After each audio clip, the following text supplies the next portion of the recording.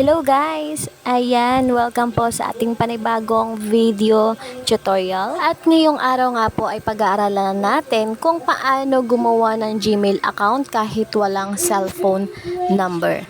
Kaya tara, simulan na natin!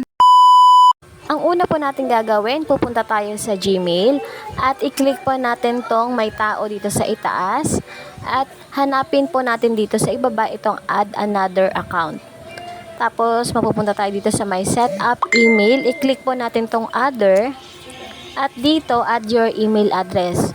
So, pwede po kayo maglagay dyan na kahit ano.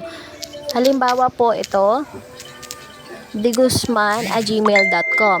So, ayun, kapag nakapaglagay na kayo ng ganyan, .com, i-click na natin yung next. So, ayan, ganyan lang po. Kapag po nagaganyan yan, ibig sabihin po checking info po yan. Antayin po natin na maging ganito siya. Sign in. Tapos, i-click po natin tong create account. Tapos, may lalabas dyan. Piliin nyo po yung personal use. At dito, create a Google account. Ayan, ilalagay nyo po dyan ang inyong first name. At sumunod po inyong last name. At pagkatapos po yan, click natin yung next. At dito sa may basic information, pakilagay po dito ang inyong birth date. Tapos po sa may ibaba, ilagay nyo po ang inyong gender. At i-click nyo po ulit yung next. At ang sumunod po, and kapag ganyan loading lang po yan, wag nyo po siyang ibaback. Hintayin nyo lang pong mag-proceed tayo sa susunod nating step. Tapos next na po tayo, how you'll sign in. So, kapag ganito po yung lumabas, kayo po yung, pwede po kayong maglagay kung ano yung gusto nyong gamitin na Gmail.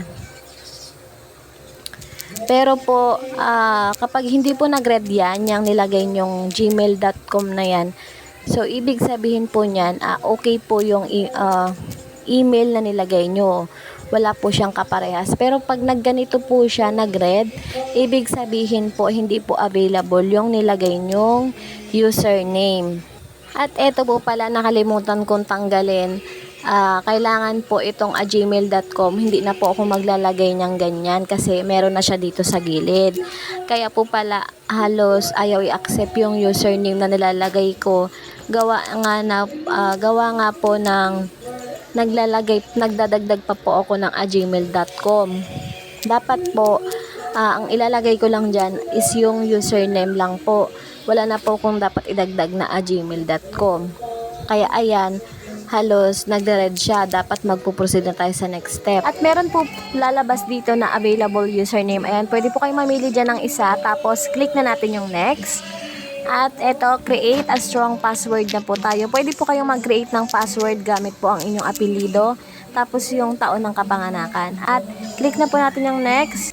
At dito na tayo sa my next step. Add phone number. Pwede po kayong maglagay dyan. At pwede nyo rin pong skip yan. Click lang natin yung skip sa ibaba. At next na tayo, review your account info. Click lang natin yung next ulit. Tapos, next na tayo, privacy and terms. Pwede nyo pong basahin yan para syempre magkaroon din po kayo ng nalalaman about sa Google. At after nyan, click natin yung I agree. So, ayan, hintayin lang po natin siya dahil naglo-loading. Eto guys, kapag nag-Google services na siya, ibig sabihin niya nakapag-create na tayo ng ating Google account. At dito, click natin tong may tao at hanapin natin yung ginawa nating Gmail. Ayan.